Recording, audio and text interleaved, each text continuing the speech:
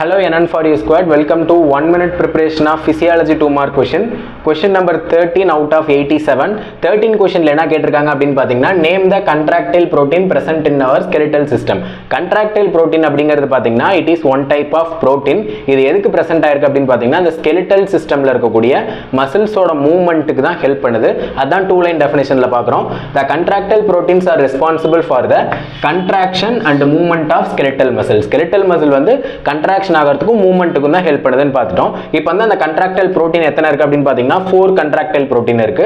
என்னென்ன அப்படின்னு பார்த்தீங்கன்னா ஃபர்ஸ்ட் வந்து ஆக்டின், செகண்ட் வந்து பார்த்தீங்கன்னா மயோசின். இந்த ஆக்டின் அண்ட் மயோசின் பார்த்தீங்கன்னா திக் அண்ட் தின் லேயரில் ஹெல்ப் பண்ணும்.